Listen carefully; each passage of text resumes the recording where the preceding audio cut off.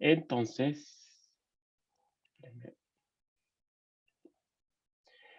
ya, entonces lo que nos toca hoy día, esta es una unidad, como digamos, relativamente corta, la unidad número uno, que es, esencialmente es como para hablar en general un poco del método científico bien aplicado a esto de resolución de problemas de carácter numérico, y también para hacer una repasada también en cuanto a la clasificación de distintos modelos que uno puede ocupar. ¿Sí? Es como quizás podría ser a lo mejor, o espero que sea la clase más fome de todo el semestre, porque es más cháchara, es más como establecer un lenguaje común en el que vamos a estar hablando durante el semestre. ¿Sí? Es como repasar algunas cosas que uno a lo mejor ha visto o entiende, eh, pero, o sea, esta primera parte de la clase, porque después le dije, espero ver al tiro, empezar a ver con el tema de regresión lineal, cuestiones ya más aplicadas. ¿Sí? Así que es como para establecer un lenguaje común y entender cuando, no sé, vamos a hablar de un modelo determinista o un modelo probabilístico, ese tipo de cosas. Sí, así que esto también va a ser, voy a ir rápido en el sentido porque les va a quedar a ustedes como para que lo lean en caso de que lo requieran o para, le digo así como en términos generales de este tema, de esta primera parte del curso, ¿sí? Eh, bueno, el primero, así como ya, bueno, ¿cómo es que hace uno esencialmente para el método científico, digamos bien concretamente para resolver ciertos problemas? Consta, como dice acá, de 4 pasos. No se los voy a leer, no voy a leer la diapositiva. Pero esencialmente tiene que ver con, primero, identificar un problema, en el sentido que alguien puede llegar con un problema a usted, decir, oye, no sé, Diego, hay dos Diego, ¿no?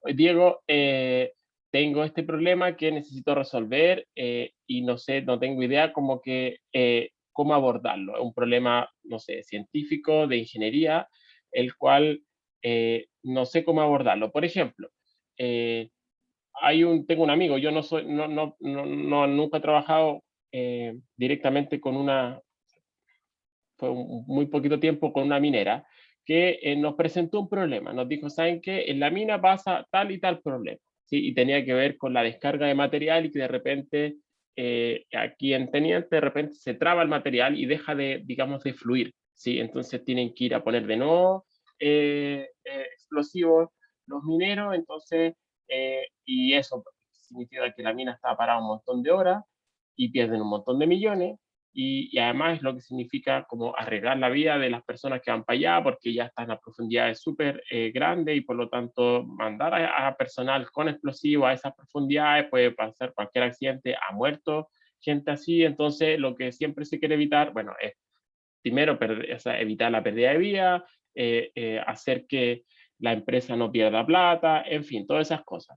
Entonces, lo que había que resolver era cómo hacer de que el material que empieza a caer como por una especie de embudo, así es como está construido, eh, disminuyese, o sea, ocurrieran estas como que cuando se traba, ocurrieran el menor número de veces posible, ¿sí? Ojalá nunca, pero uno sabe que por las propiedades de la roca, de la montaña, esto va a ir ocurriendo, pero uno le gustaría a lo mejor diseñar una cuestión, o sea, en la forma en que se construye la mina, de tal manera de que este tipo de eventos, que cuando el material se traba y deja de fluir, no ocurra o ocurra con mucha menos frecuencia. Entonces ese es un problema tiene una parte científica, así como pura, pero también es una cuestión súper aplicada y uno tiene que moderarla de alguna forma, tiene que establecer después que una vez que uno tiene un modelo, tiene que decir, ya, el modelo que presenté primero me explica lo que estaba pasando, puedo extraer solución a partir de eso, porque una cosa es que yo entienda lo que estaba pasando, pero después además como un proceso natural de la ingeniería, es decir, ya, ahora que entendí por qué ocurría lo que ocurre, entonces quiero plantear una solución. Entonces, todo eso tiene que ver con la ingeniería, ¿por cierto? Eso es lo que uno, como que la pega esencialmente el ingeniero, ¿cierto? Identificar el problema, entenderlo, resolverlo y después plantear una solución. No quedarme hasta ahí nomás, ¿cierto? Entonces, en cuanto a eso, bueno, ya, llega alguien, el términos concretos va a llegar alguien donde ustedes y dice, tengo este problema. Ustedes entonces, ¿qué es lo que tienen que hacer? Modelarlo con las herramientas que tengan, dependiendo de las características del problema.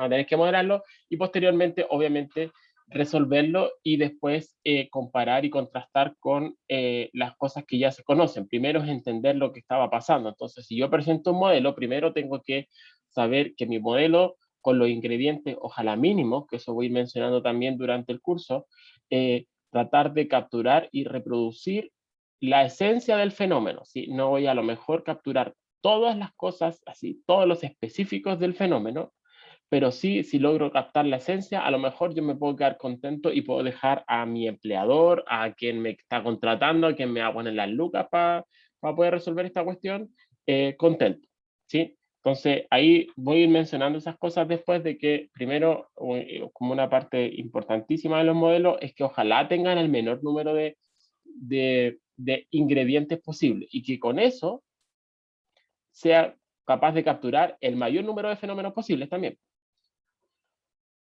Eh, exacto, se perdió un poco eso, como dice Diego, creo que lamentablemente hemos derivado como país, creo yo, a muchos como de, no sé, management, no sé cómo traducirlo, pero es como gestión, eso es, gestión como de ser jefe esencialmente en ingeniería y no hacer como este tipo de cosas, poder enfrentarse a un problema, resolverlo y después, como les decía, eh, encontrar una solución. Po. Eso es, como después de encontrar una solución. No sé, hace un harto años, cuando yo estaba haciendo, poquito después de haber terminado mi estudio, me contactó una empresa, era una empresa nada que ver, que en principio lo que yo soy, ustedes saben, yo soy físico, y nos contactó una empresa, a mí y a un amigo que también es físico, que tenían un problema para transportar unos granos en saco, eran esencialmente, eran granos, pero eran no granos no de comida, eran explosivos, que se ocupan para no sé qué cosa y tenían que transportarlo por el océano. El problema es que cuando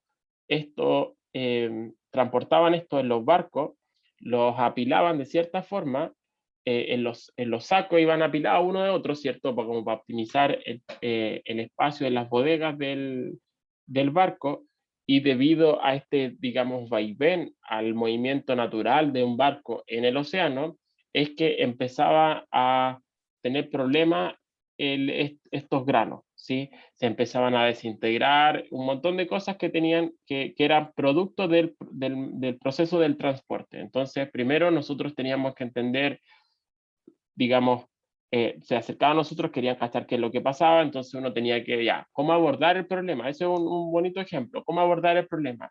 Lo puedo abordar desde el punto de vista de las simulaciones numéricas, podíamos haber hecho un experimento también, a lo mejor simulando el movimiento del barco, no tengo para qué hacer un experimento in situ, ¿cierto? A lo mejor si logro identificar cuál es el movimiento típico de un barco, digo, ya, el barco en el océano se mueve con tal frecuencia, hace este vaivén, ¿cierto? En el océano las olas son de este tipo, en general, ¿cierto?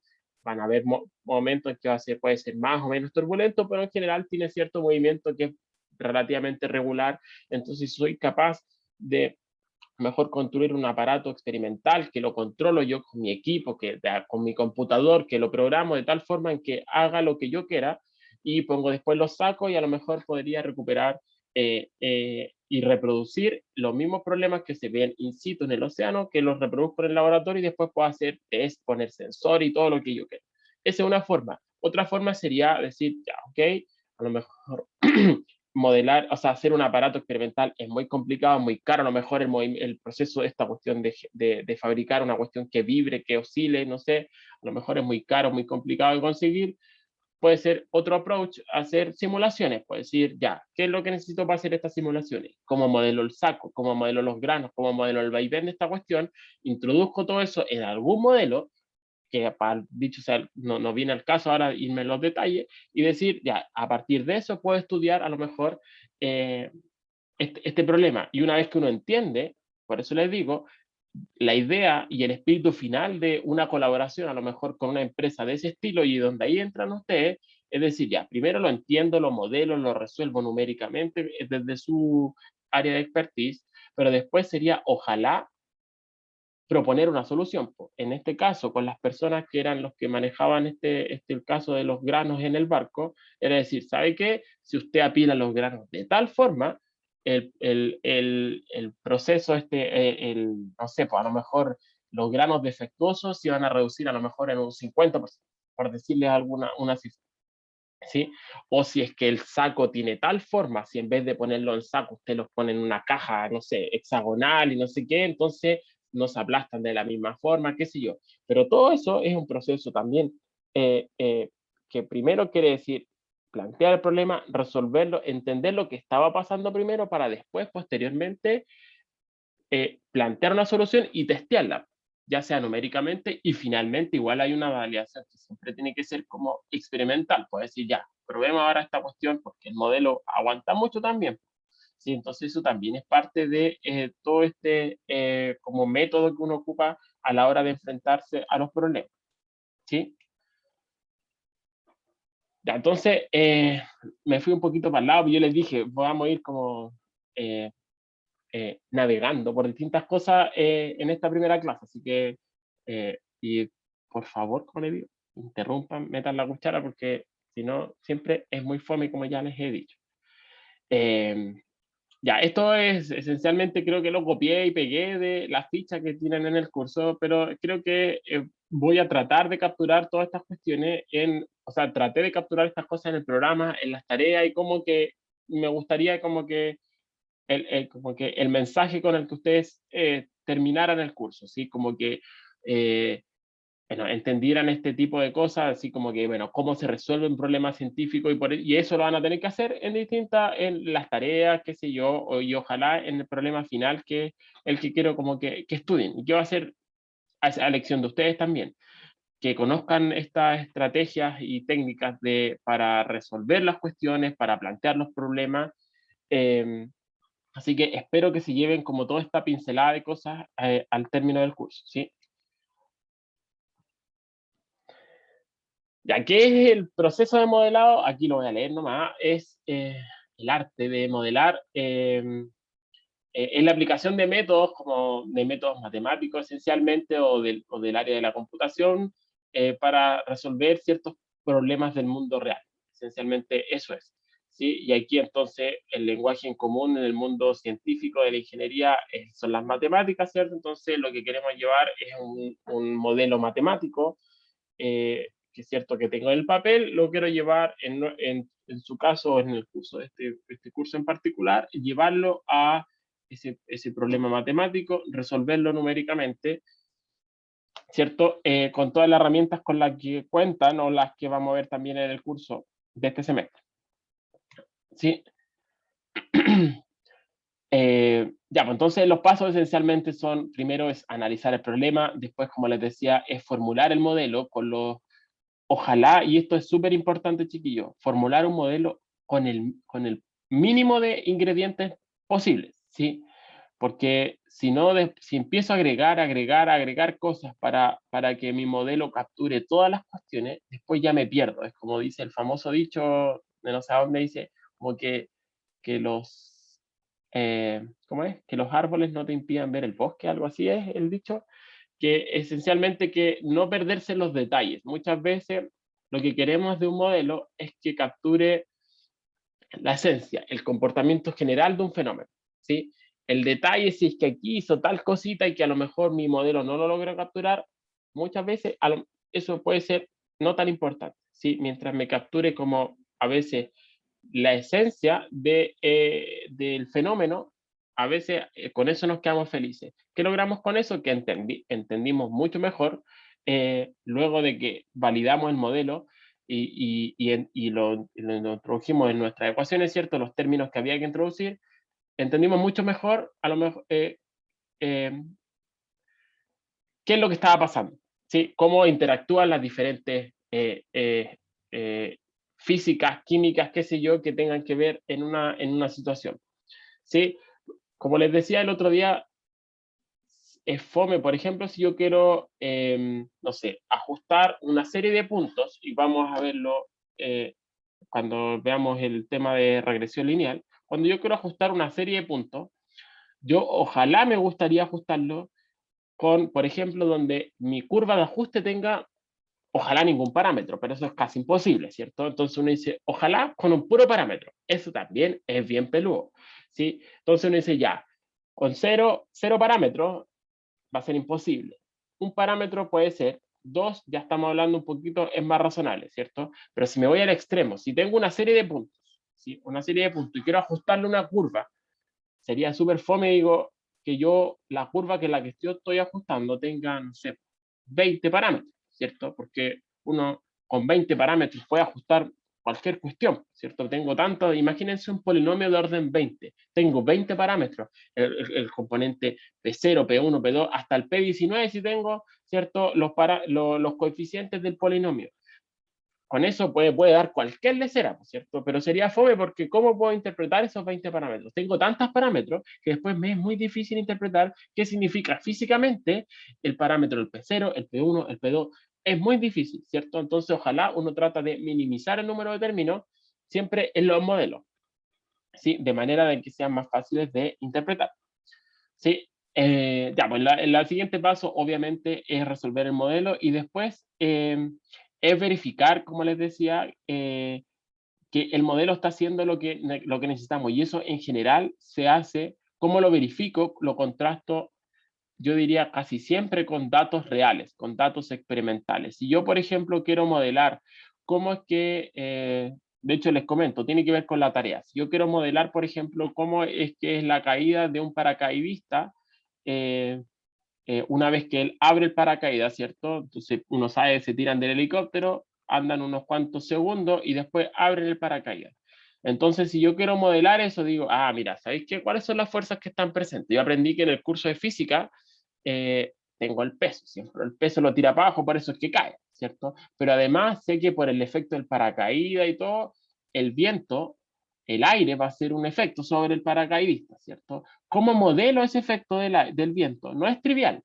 Entonces, o sea, no puedo resolver las ecuaciones del fluido porque la forma del paracaidista es súper complicada, es una persona, el paracaídas, si la persona es así, asá, la interacción con el viento va a ir cambiando, con el aire, es muy peludo, ¿cierto? Entonces voy a decir, ¿sabes qué? Voy a introducir que la fuerza depende de la velocidad de tal forma. A lo mejor uno dice, y uno la intuición más o menos me indica que mientras más rápido anda una persona, de hecho uno lo ve, pues, mientras, por ejemplo, en bicicleta, me gusta andar en bici, mientras más rápido ando en bici, más siento el efecto del que me está golpeando el aire, ¿cierto? Entonces, y uno siente más la resistencia, como lo siente como que cuando está andando bien rápido. Entonces uno dice, claramente la fuerza tiene que depender de la velocidad. ¿Cómo depende? Depende de la velocidad linealmente con la velocidad, depende como el cuadrado, como el cubo, como v a las 7 octavos, como depende. Entonces uno puede probar cosas y ahí sí a lo mejor tengo ciertos argumentos para decir, ¿sabéis qué? La fuerza depende con el cuadrado de la velocidad.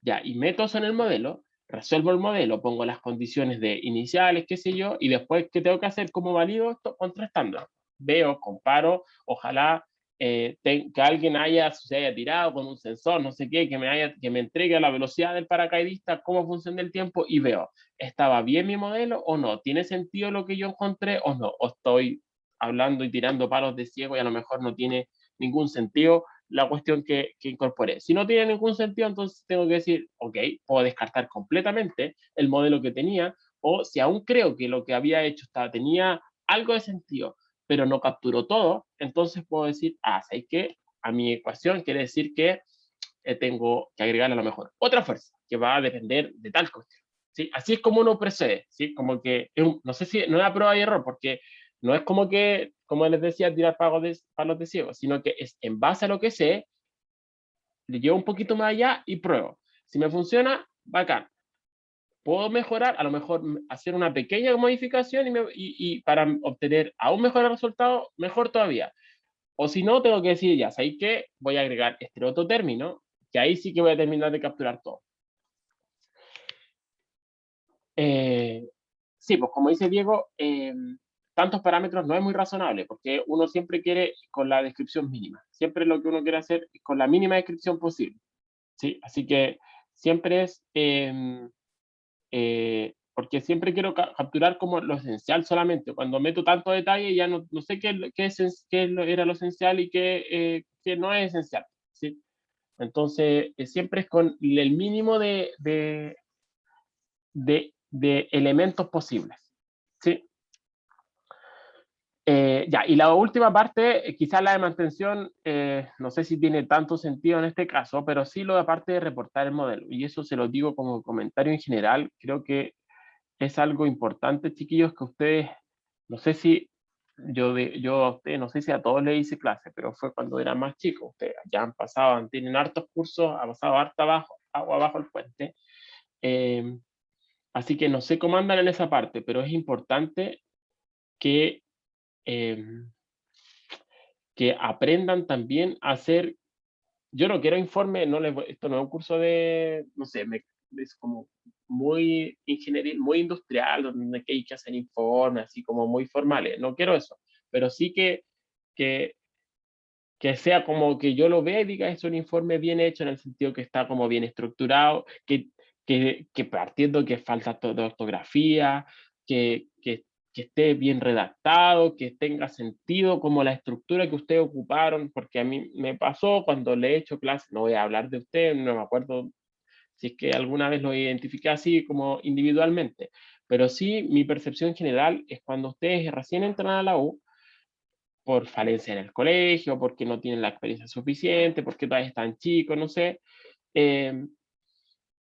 eh, las redacciones son así, pero horribles, no saben, o sea, muchos no saben redactar ni un mail, no saben, y eso es importante igual como ustedes como ingenieros, van a tener que escribir reportes, se tienen que tener cierto nivel razonable como de formalidad, porque van a tener que hacerle un informe al jefe, o sea, y en ese sentido, como que reportar el modelo también apunta en esa dirección, de hacer una cuestión como que esté como bien hecha, ¿sí? Como que se vea como profesional, ¿sí? Que se vea seria.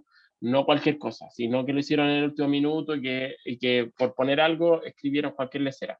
¿Sí? Entonces también apunta un poco en esto de reportar el modelo, también tiene que ver con eso. Y espero que las tareas como que vayan reforzando un poco eso. Las tareas las hice como, al menos la tarea 1 la tengo lista, como les mencionaba, como guiada y aparte haga esto, si le hago una pregunta, que la escriban bien, después si se les pide un gráfico, que hagan un gráfico como corresponde, ustedes ya están cuarto año de la carrera, ¿no? No tener los errores de primer año, o sea, las cuestiones tienen los ejes bien identificados, qué cosa está graficando, si hay varias curvas a lo mejor en un gráfico, se lo aprovecho a mencionar ahora para efecto de la tarea, son cosas que yo voy a estar mirando. Si les pido que grafiquen 2 curvas, 3 curvas en un gráfico, ya, la curva roja que hicieron, ¿qué es?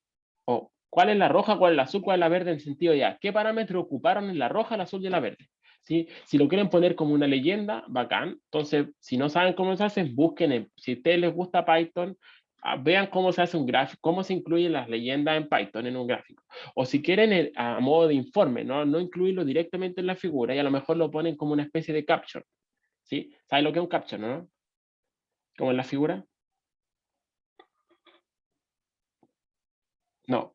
El caption es una figura, es cuando tengo una figura y abajo dice así como, por decirle, como texto, no sé, velocidad del paracaidista como función del tiempo. Y le ponen así, ahí mismo le ponen, en general no se hace mucho, pero le pueden poner, no sé, como es para explicar y un detalle adicional a la figura. No es el label. El label es cuando yo le pongo XT. Eso es label. Por ejemplo, si quiero graficar posición versus tiempo y T es el eje horizontal y X en el vertical, X y T, eso es label. El caption les voy a mostrar al tiro, para que lo vean. ¿Qué quiere decir caption en una? Déjenme cargar el programita, le vamos a abrir un paper cualquiera.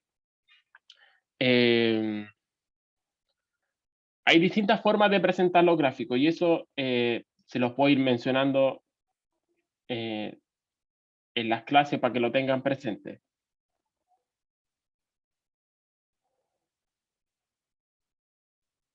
Me voy a hacer campaña publicitaria y les voy a mostrar mi paper. Sí, súper autorreferente. Espérenme.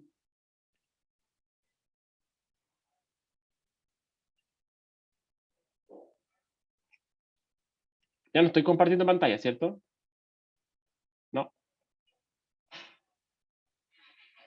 Ya, bacán.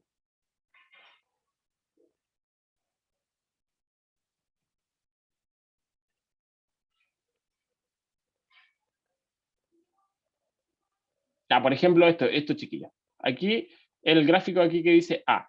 Y aquí tengo una serie de puntos, una curva, ¿cierto? Esto sería la leyenda. Aquí me dice exactamente qué parámetro ocupé, por ejemplo, para los circulitos, ¿cierto? Y qué es lo que quiere decir la curva, o en este caso la recta roja. ¿Sí? Esa sería la leyenda. Eso, lo que está acá, en cada eje, es el label, ¿ya? Eso quiere decir cuando uno pone, no sé, en MATLAB uno ocupa X-label y E-label para escribir qué es lo que son estas cuestiones. El caption es esto, que está abajo. Esto es el caption, porque donde dice figure 3, en Spanglish eso, donde esto sería el caption, donde digo así como que explico en palabras muchas veces, ya, esto es el mismo, energía cinética, bla, bla, bla. Así se hace, estas cosas. Por ejemplo, ven, aquí es lo mismo. Aquí tengo una leyenda, ¿cierto? Una super leyenda porque tengo una cacha de datos que grafiqué y en el label, a lo mejor yo podría explicar, si estoy pensando en la tarea de usted, podría poner, no sé, pues, la solución numérica de este problema se hizo con un delta t, no sé, pues 0.001, por poner alguna cosa, ¿sí? Entonces, como para que se vea como profesional, que se fijaron en los detalles, en esas cosas, ¿sí? ¿Se entendió, chiquillo, la diferencia entre las cuestiones o no? ¿Sí? Ya, acá.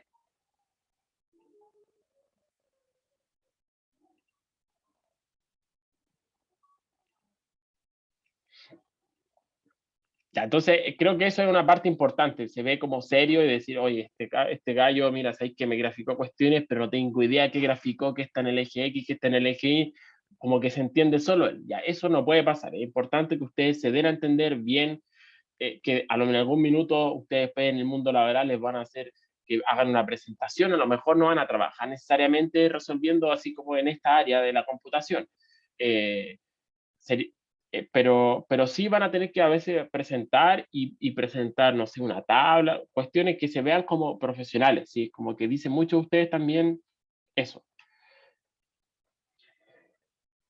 Eh, ya, entonces, bueno, esto es como obvio, ¿cierto? El proceso de análisis consiste en un estudio detallado como que del problema, y la idea es como que uno debiera responder, como que luego del análisis, saber responder cuáles son los objetivos del problema. Por ejemplo, en el caso que les mencionaba de transportar estos granos en el barco, ¿cuál era el objetivo de los gallos? Que no se perdieran tantos granos en el camino, no se perdieran en el sentido que no llegaran defectuosos, ¿sí? Entonces, ese era como el objetivo final. Hay objetivos intermedios que uno puede decir, primero quiero entender por qué pasa lo que pasa. ¿Es por el barco o es simplemente si yo pongo una serie de sacos para arriba sin moverlos, sin nada, igual después de, no sé, una semana apilados uno arriba del otro, igual iba a pasar lo mismo, aunque no se muevan? No sé. Entonces hay cosas intermedias que a lo mejor uno no necesariamente entiende. ¿Sí? Ya, pues, ¿qué tipo de clasificación utilizar? Entonces son preguntas que uno tiene que como que más o menos tener claras al principio para decir, ya, a partir de esto me puedo sentar a escribir, como que a formular correctamente el modelo. Entonces, muchas veces uno tiene que, como dice acá, los siguientes pasos son deseables, pero no obligatorios necesariamente. Uno puede partir como que uno puede comenzar a analizar el problema a partir de datos, pero no necesariamente tiene datos. A veces tiene una explicación, llega alguien que dice, ¿qué está pasando esto? Y quiero entender por qué está pasando. Y no tiene necesariamente un set de datos, no llega con el archivo y decir, mira, aquí está, yo ya lo medí y no sé lo que pasa. No necesariamente tengo esto. Eh, eh, entonces, ojalá tener estas condiciones, pero no siempre, ¿sí? Entonces, saber cuáles son las hipótesis en las que estoy trabajando, determinar las unidades, las variables y las unidades, entonces entender también qué cosa es dependiente y qué cosa es independiente, por decirle, en el caso del problema del paracaidista, y digo, ya, ¿qué cosa es independiente? Tengo la cantidad llamada tiempo, es una variable independiente, ¿cierto? El tiempo fluye, ¿no? ¿Cierto? No depende de nada. Pero la velocidad, por ejemplo, es una variable dependiente que va a depender de, a medida que voy cayendo, depende del tiempo, ¿cierto? Y va a depender de otras cosas, va a depender obviamente de la masa del paracaidista. No va a caer igual una persona por efecto del viento que pesa 80 kilos que una persona que pesa 40 kilos, ¿cierto? Entonces tengo que entender una cosa como lógica, los tipos de variables que puedo tener en mi modelo. Eh, ya, esto aquí hablar de submodelos y esas cosas no se justifica tanto en el sentido que tenemos que ir avanzando y a medida que vamos viendo con ejemplos el tema de los submodelos y la relación entre modelo y variable, eh, va a quedar más claro a medida que vamos viendo modelos concretos, ¿sí? Y por último, como que en cuanto a la formulación, es decir, escribir y sentarme y poner en un papel donde quieran eh, las ecuaciones con las que voy a trabajar, ¿sí? Que son las que finalmente voy a terminar resolviendo. ¿Sí? Primero es escribir el set de ecuaciones matemáticas a resolver y después resolverlo. Y lo resuelvo como yo quiera, ¿sí? Si son un problema de ecuaciones diferenciales, si es un problema de gráficos, si es un problema de a lo mejor de análisis de señales, si hay el problema de encontrar, no sé, lo que quieran, ¿sí? Entonces, eh, eh, ahí son con las herramientas que ustedes quieran. Una cosa en cuanto a la resolución, chiquillos, esto es importante y quiero que lo dejen como mensaje también. Ustedes no tienen por qué saber hacer todo a priori cuando se enfrentan a un problema. Por supuesto, muchas de las cosas uno sé. Tengo las ecuaciones, sé qué quiero hacer, pero no tengo idea cómo hacerlo. Entonces ahí la búsqueda, la información, googlear realmente es clave. Hay veces, no sé, yo como les dije, no estoy tan familiarizado con Python, sé realmente lo básico. O sea, me refiero en cuanto a las funciones que tiene incorporadas y todas esas cosas. Yo, como les dije, le he dicho varias veces, eh, MATLAB es mi copiloto, eh, pero pese a llevar ocupando MATLAB, no sé, desde el año 2000, ¿cuánto? 10 en adelante, 11, ¿cuánto? 2010, 11 años ya ocupando MATLAB. Por supuesto que hay un montón de cosas que yo aún no sé que tiene MATLAB, porque la he tenido que ir necesitando, a medida que las voy necesitando, las voy aprendiendo. Y a veces, obviamente, en 11 años a uno se le olvidan las cuestiones también, por supuesto. Pero además que los programas y los lenguajes van cambiando con cierta regularidad en el sentido que se van implementando nuevas funciones y esas cosas.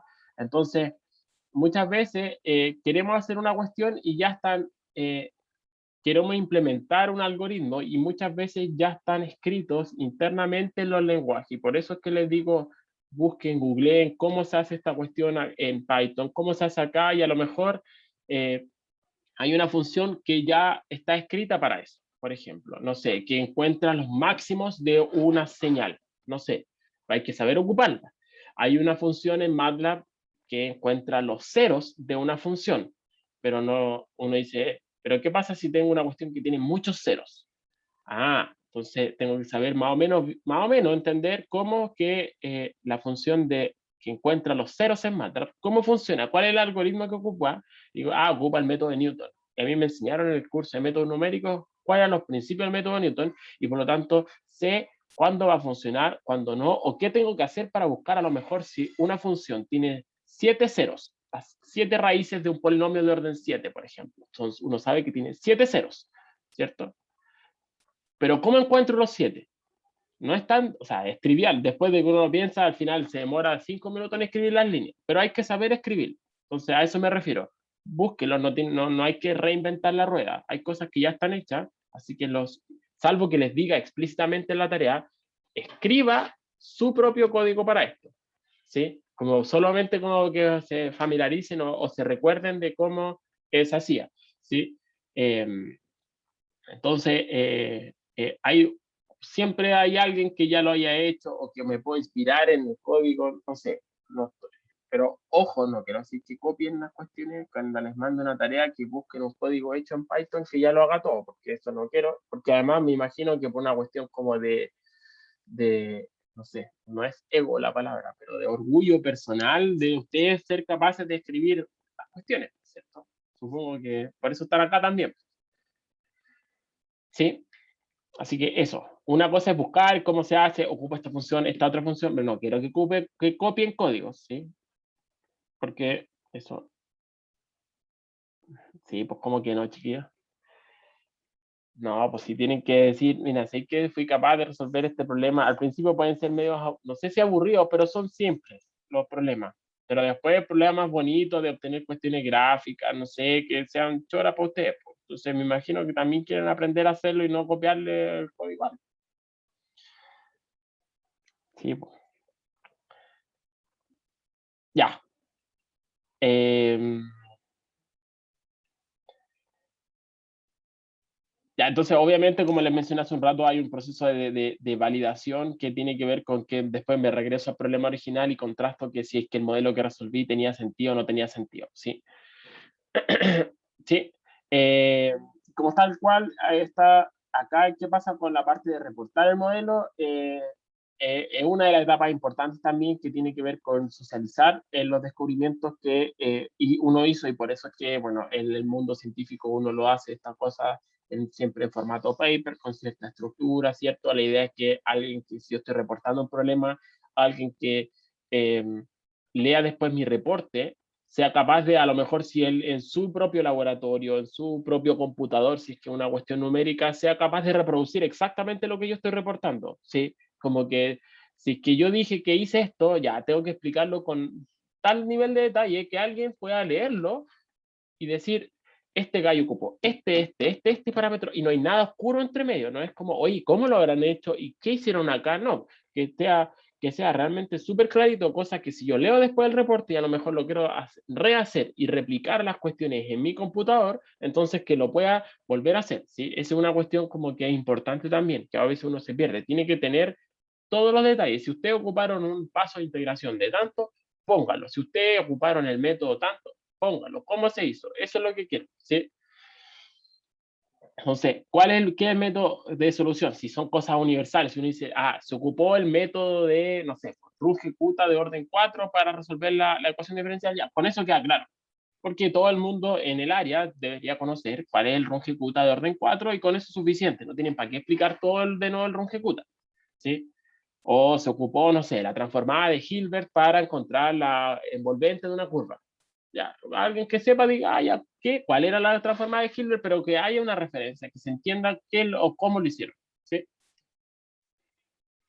Ya, ahora vamos de a poquito a qué pasa con la clasificación de los modelos que les mencionaba hace un rato. Entonces, existen distintas categorías de clasificación, pero esencialmente, o sea, una de las importantes tiene que ver con la presencia de aleatoriedad. ¿Sí? Tiene que ver si un modelo es, que se llama determinista o probabilista. ¿Sí? Entonces, ¿a qué me refiero con esto? Una cuestión que sea probabilista es que realmente tiene un término que puede ser literalmente random en las ecuaciones, ¿sí? Hay una componente aleatoria literalmente en las ecuaciones, ¿sí? Así como explícitamente en la ecuación que hay una cuestión que se llama un ruido aleatorio, un ruido blanco, alguna cuestión que sea una probabilidad, ¿sí? Mientras que un modelo determinista son las cosas que uno podría conocer de toda la vida, es decir, por las funciones conocidas, como los términos pueden ser, por muy feos que sean, pero son términos como que concretos. No hay una cuestión de probabilidad. Si yo tengo una ecuación que tiene un término de x a la quinta dividido seno al cubo por tangente hiperbólica, no sé qué, puede ser muy feo, pero no hay nada probabilista, no hay nada en términos de una probabilidad. Y eso entonces son los modelos deterministas. ¿Sí? Entonces, hay dos como que esa sería una primera clasificación, determinista o probabilista. Pero por otro lado, que sea determinista, y esto es clave, y eso, de hecho, esta figura es una de las que les voy a pedir que resuelvan en las tareas, que la obtengan, aparece en uno de los modelos deterministas más famosos que existen, que se llaman las ecuaciones de Lorentz, el sistema de Lorentz, que es un sistema de ecuaciones, de tres ecuaciones diferenciales, X, Y y Z, son tres ecuaciones solamente, que lo escribió Lorentz en los años 60, lo escribió en principio para describir como fenómenos de turbulencia en en la atmósfera, y se ha aplicado incluso en otros fenómenos de láser y otras cosas, y pese a ser completamente determinista, así como es X punto igual algo por X más Y por X, Y, o sea, y no son tan complicadas tampoco las ecuaciones. Esto, en las soluciones de esta cuestión son extremadamente complejas, y de hecho es como el sistema ícono para estudiar caos. Esto es una cuestión que se llama tractor extraño y tiene que ver con la teoría del caos. Es como el modelo, es portada de libros referente a caos. Esto es clave, y esto es un famoso ejemplo también bien bonito gráfico que uno puede programar para estudiar fractales. No sé si saben lo que son fractales, que también están relacionados con teoría del caos, ¿sí? Entonces, determinista no quiere decir simple. Eso es como el mensaje de esta diapositiva, ¿sí? Y espero que quede claro cuando lo veamos. ¿Sí? Existe otro tipo de clasificación que tiene que ver con si es que el modelo es estático o dinámico, ¿sí? Y esto es como bien trivial y de perogrullo, entender a qué se refiere. Si es que es estático, quiere decir que no depende, o sea, claro, que no depende del tiempo. Por ejemplo, tengo un modelo para, no sé, por estimar el volumen de un objeto cualquiera. Aquí le puse de un mueble. Y uno lo modela como el mueble es largo por alto por ancho. Eso uno sabe, esto es un modelo. ¿En qué sentido que es un modelo? Que estoy aproximándolo nomás, por cierto. Uno sabe que un modelo, no sé, ustedes ven mi mueble acá atrás, irregular, ¿cierto? Tiene más alto en un lado, más bajo en el otro. Entonces, una primera aproximación sería, voy a estimar el modelo, el volumen del mueble de esa forma. Hay hasta un chiste que es muy ñoño, no se los voy a contar, soy pésimo para los chistes, pero es modelar que la vaca es una esfera, ¿sí? Entonces uno puede decir, ¿cómo estimo el volumen de una vaca? Uno dice, el volumen es terrible complicado, ¿cierto? Entonces uno lo que hace es, ya, primero voy a suponer que es una esfera de cierto radio y voy a tener un volumen estimado. Después puedo empezar a depurar eso. ¿Sabes qué? En verdad tiene más forma de un elipsoide, porque es como alargada una vaca, ¿cierto? No es una esfera. Entonces empiezo a agregarle, ahí un buen ejemplo, para agregarle como ingrediente a mi modelo. Primero la modelo como esfera, lo más simple, un puro parámetro, el radio. Y comparo con el volumen de una vaca real. ¿La chunté? Probablemente no. Entonces, pues digo, ¿sabes qué? Si la modelo como un elipsoide, voy a agarrar todo como el cuerpo en sí de la vaca y va a ser más razonable, pero las patas no tienen nada que ver con el elipsoide, ¿cierto? Entonces podría empezar ahí a agregar, decir, ya, no era una esfera, la elipsoide me funcionó un poco mejor, capturé un poco mejor a lo mejor la superficie de la vaca, pero todavía me falla. Y ahí en el elipsoide tengo dos parámetros, los parámetros como de tres parámetros de la elipse, el A, B y C, los semiejes en cada cuestión de revolución. Entonces ahí empiezo a agregar cuestiones, ¿sí? Entonces esos son ejemplos, pero en ese sentido estáticos, ¿sí? Pero son siempre modelos.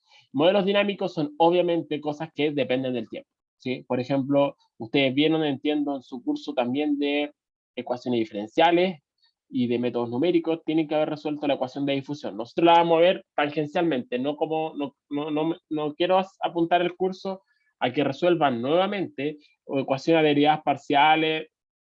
Lo quiero ver de otro punto de vista como más probabilístico, pero que está muy relacionado con esta ecuación específica. ¿Sí? Pero lo clave es que aquí está el término tiempo. Sí. Y por último, la tercera clasificación, que son clasificaciones que no conversan necesariamente, tiene que ver con si el modelo es discreto o continuo, ¿sí? Modelo continuo es cuando uno quizás está más familiarizado, ¿sí? Por ejemplo, tengo una ecuación diferencial, es una cuestión continua. La función, mu es una constante, x es una función, x cuadrada, una función continua, ¿cierto? Todas estas cosas son continuas, entonces tiene una solución continua, es como en el sentido más allá de que yo lo pueda discretizar para resolverlo y meterlo en el computador, ¿cierto? Uno sabe que uno no trabaja con cosas continuas en el computador, uno trabaja con cosas discretas, uno para resolver esto lo que hace finalmente es crear un arreglo de n elementos y separado muy poquito uno de ellos, ¿cierto? Pero uno sabe que a la larga, eventualmente, todas estas cuestiones para resolverlas numéricamente las discretiza. Pero no me refiero a esa cosa, porque si no, mirándolo desde ese punto de vista, todas las cuestiones serían discretas. No, pues me refiero que en su formulación esto es continuo. Mientras que por otro lado, existen otros problemas que en su formulación ya uno parte porque sea discreto, ¿sí? Por ejemplo, hay una cuestión que, si ven de nuevo el programita que les puse, yo diría 2 clases, 3 clases de mapas. Mapas, ¿qué quiere decir? Que, por ejemplo, son como sucesiones. Si ustedes se acuerdan, tienen que haber visto en álgebra sucesiones. eh, Sería eso, por ejemplo, que parto un elemento inicial, y después le aplico una función. ¿Y a dónde me lleva? Y después, si a ese nuevo elemento, que ahí sería mi n más 1, le vuelvo a aplicar esa misma cuestión, entonces como una cuestión recursiva. Así es como está definido esto, ¿cierto? Esto, si lo piensan, sería básicamente que yo agarre, imagínense que parto con el número, no sé, por poner el número 40, ¿sí? Mi x inicial es 40 y empiezo a aplicar coseno en la calculadora. Coseno. Entonces ahí voy a tener mi x1. Después, a ese x1 que me dio, le vuelvo coseno. Aprieto coseno de nuevo y me da un x2. Ahora vuelvo a aplicar el coseno y me da un x3. Y empiezo, y si ustedes fíjense y hagan el ejercicio en la casa, aprietan coseno, coseno, coseno, coseno muchas veces, van a llegar a un valor fijo. ¿Sí? Y así, no siempre llegan a un valor fijo, pero en este caso van a llegar a un valor fijo, con una función seno llegan a un valor fijo y todo.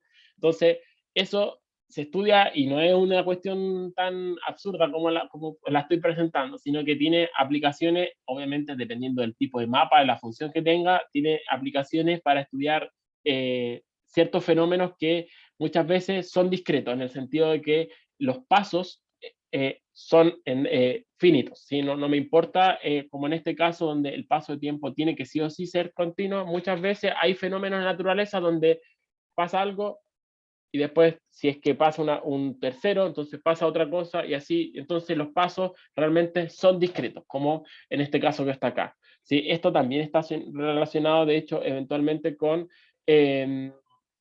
caos, por si acaso. Entonces, por eso también es que decidí, y tiene harto de ver gráficamente cuestiones, por eso es que lo encontré bonito para que ustedes lo programaran igual, porque hay figuras como bien choras y que se llaman autosimilares y que uno puede hacer suma a una zona y se ve igual que la otra.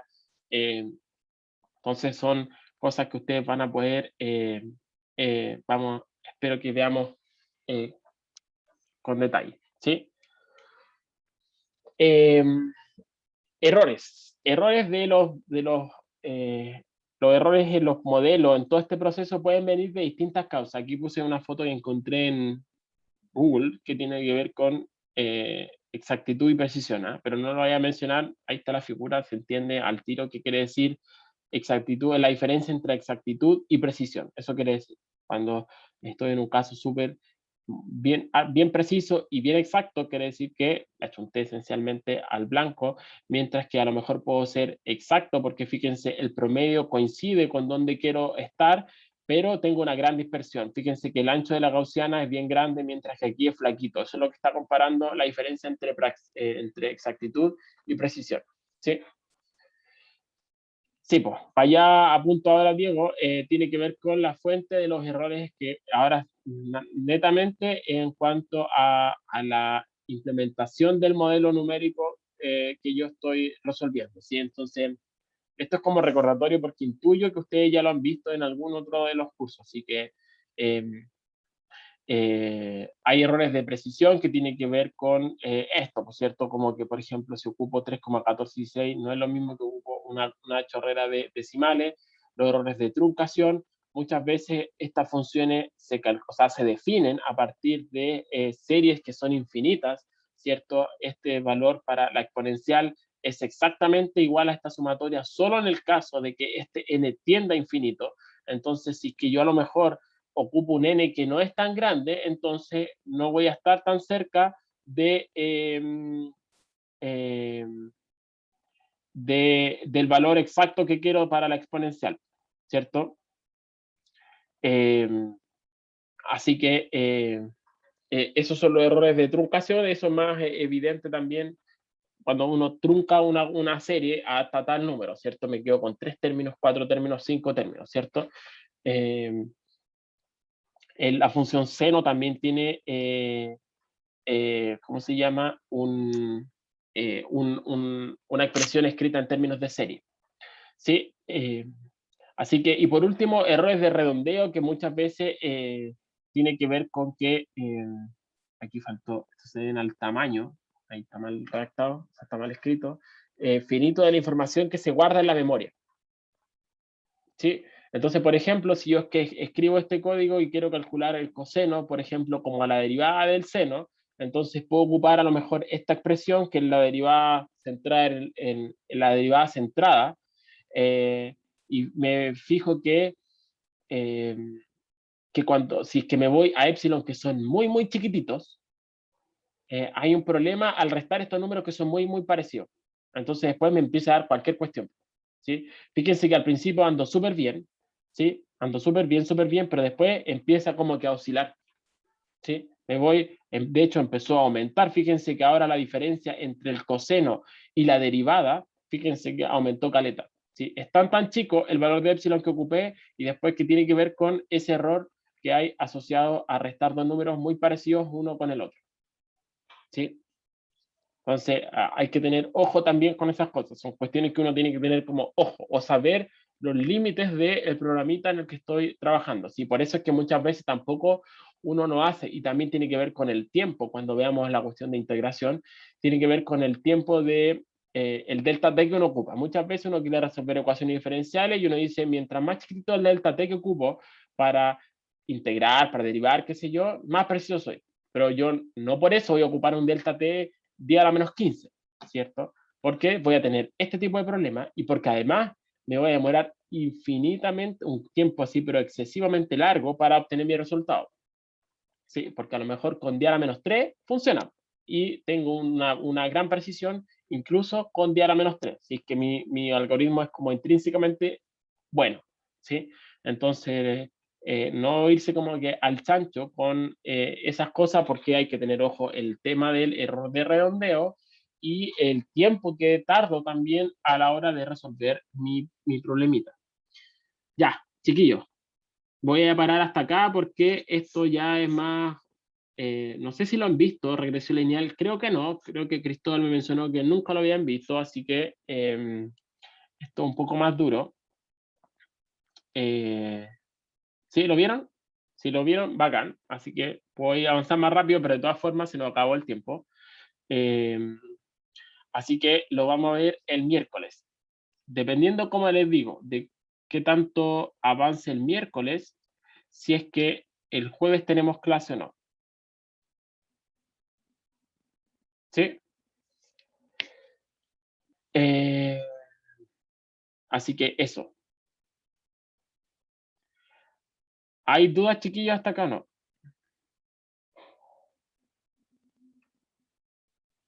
¿Hay alguna duda de la clase de hoy día?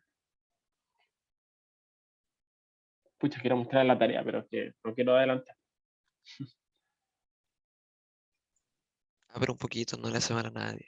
No, no, si tienen harto tiempo, si les dije el 17, la fecha de entrega, así que Profe, eh, una consulta, la fecha de entrega de la tarea no interfiere con, no sé, pues, alguna semana de receso o algún feriado, ¿cierto? no, que ya las programé No, todas ya. como están puestas como así. Esa es la, vean la cuestión. Fíjense, de hecho, échenle una mirada igual a esto, chiquillos, porque acuérdense, aquí están las reglas de cómo se calculan los promedios, qué necesitan para probar y todo eso. Ah, ustedes no Sí, están sí, viendo sí. mi pantalla, por soy pavo. Ah, Espérenme. Aquí está, esas son las fechas y no coincide con ni una de las semanas de receso. O sea, lo hice de tal forma que así fuera. Este es el calendario, échenle una mirada al calendario, porfa, para que vean cómo vamos avanzando, las fechas, las evaluaciones, eso ya están, eso queda zanjado. Por eso les digo, échenle una mirada aquí, cómo se calcula el promedio, eso es importante. Por eso ya lo subí, para que lo descarguen. Aquí está más si quieren meterse al link de recetas numéricas, si es que ahí pueden sacar hartas cuestiones si quieren. Eh, Así que eso. ¿Hay dudas? Entonces quiero llegar rápido a este. Así que dependiendo si es que alcanzo a ver bien esto, llego o no a Euler y Runge-Kutta o no, porque eso es lo que les van a necesitar igual para la tarea. Así que Lo más probable es que igual tengamos que tener clases el jueves, ¿ya? No, no hay feriado, chiquillos. Ah, ya, bueno, si no, la dejamos para el... Bueno, no sé, ahí puedo ser flexible con la entrega de la tarea. Pero todavía no se firma el proyecto de ley, así que no sé. Sí, son tan poquitos y todo, y ustedes tan grandes, así que no voy a ser así como rígido con la fecha. No me pidan así como, profe, de una semana más. Po. Si se las voy a subir seguramente esta semana, así que van a tener calete rato y no es tan difícil tampoco. Sí, pero no sé, podemos poner entrega al 20, no sé, que es el lunes. O sea, ahí lo vemos ya. Pero vamos con calma. No, en la tele miente, Diego, la tele miente. Ya, nos vemos, chiquillos. Que estén bien, nos vemos el miércoles, ¿ya? Ya, profe, nos vemos. Chao, chiquillos.